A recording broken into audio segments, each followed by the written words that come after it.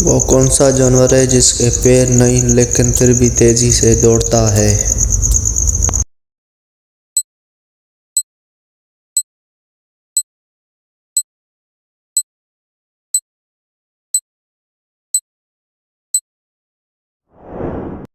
جواب وہ ہے سانپ۔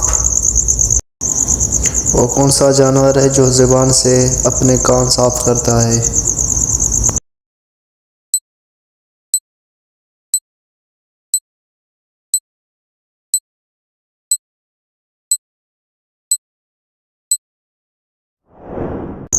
جواب زرافہ، کیونکہ زرافہ کی زبان کی لمبائی 21 انچ تک ہوتی ہے تقریباً۔ دنیا میں موجود پرندوں میں سب سے زیادہ عمر کس پرندے کی ہوتی ہے؟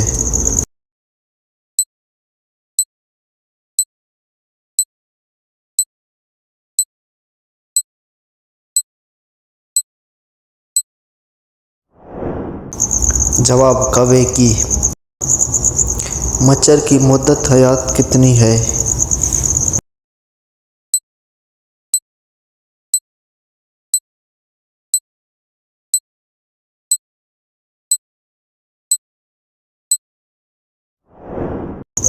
جواب 7 دن۔ انسان کے دماغ میں کتنی ہڈیاں ہوتی ہیں؟